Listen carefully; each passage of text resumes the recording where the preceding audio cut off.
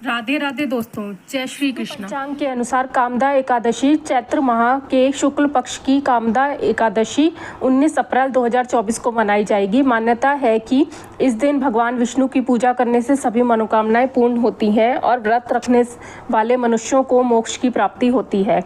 कामदा एकादशी को फलदा एकादशी भी कहा जाता है, क्योंकि ऐसी मान्यता है कि इस व्रत को करने से मनुष्य को 100 यज्ञों के समान ही फल मिलता है। कामदा एकादशी पर विधि विधान के साथ पूजा करने के साथ कामदा एकादशी व्रत की कथा सुनने पढ़ने से भी पुण्य के प्राप्ति होती है। आइए जानते हैं कामदा एकादशी व्रत की कथा। भगवान श्री कृष्ण ने धर्मराज युधिष्ठिर को चैत्र शुक्ल पक्ष एकादशी व्रत यानी कामदा एकादशी की कथा सुनाई।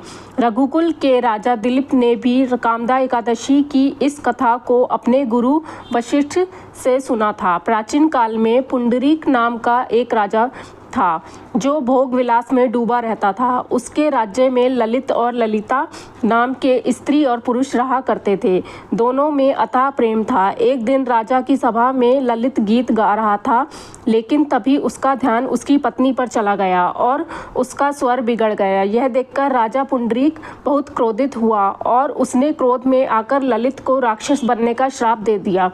ललित मांस का भक्षण करने वाला राक्षस बन गया। अपने पति का हाल देखकर राजा की पत्नी बहुत दुखी हुई। उसने अपने पति को ठीक करने के लिए ललिता ने कई लोगों से इस बारे में पूछा। आखिरकार ललिता विंध्याचल पर्वत पर ऋंगी ऋषि के आश्रम में गई। वहां जाकर उसने अपने पति का पूरा हाल कह सुनाया। ऋषि ने ललिता को मनोकामना पूरी करने वाला व्रत कामदा एकादशी का व्रत रखने के लिए कहा। साथ ही ऋषि ने कहा कि अगर वे कामदा एकादशी का व्रत रखती है तो उसके पुण्य से उसका पति ललित फिर से मनुष्य योनि में आ जाएगा।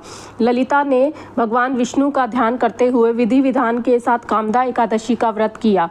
ऋषि के बताए अनुसार उसने चैत्र शुक्ल एकादशी का व्रत किया और अगले ही दिन द्वादशी को पारण करके व्रत को पूरा किया। इस तरह व्रत पूरा होने पर भगवान विष्णु ने ललिता के पति को फिर से मनुष्य योनि में भेजकर राक्षस योनि से मुक्त कर दिया। इस प्रकार दोनों का जीवन कष्टों से मुक्त हो गया और श्री हरि का भजन कीर्तन करते हुए अंत में दोनों को मोक्ष की प्राप्ति हुई। कथा समाप्त। जय श्री कृष्ण।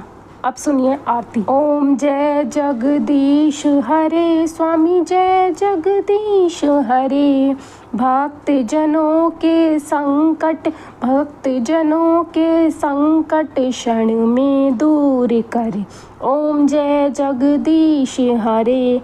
जो ध्यावे फल पावे, दुख बिन से मन का स्वामी, दुख बिन से मन का। सुख संपत्ति घर आवे, सुख संपत्ति घर आवे, कष्ट मिटे तन का। ओम जय जगदीश हरे। मात पिता तुम मेरे, शरण गहूँ मैं किसकी, स्वामी शरण गहूँ मैं किसकी।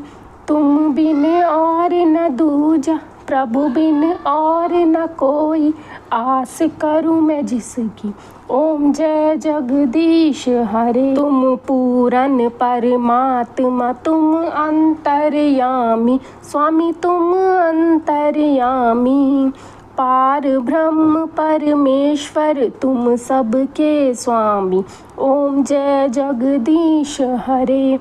तुम करुणा के सागर, तुम पालन करता, स्वामी तुम रक्षा करता।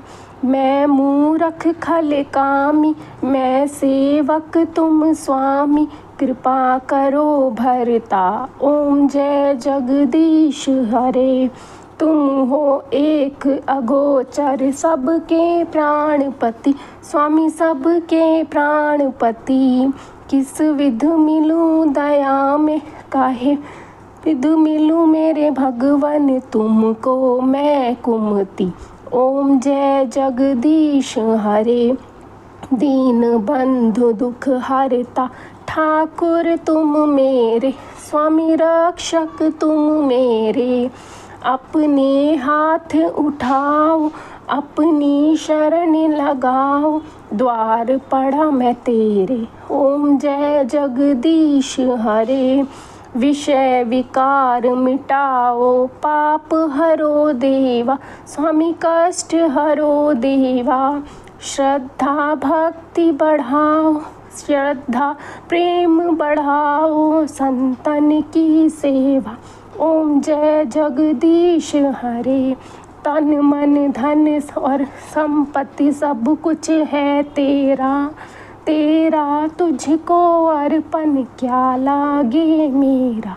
ओम जय जगदीश हरे। जगदीश्वर जी की आरती जो कोई नर गावे, स्वामी प्रेम सहित गावे। कहत शिवानंद स्वामी, जपत हरि हर स्वामी, मनवांछित फल पावे। ओम जय जगदीश हरे।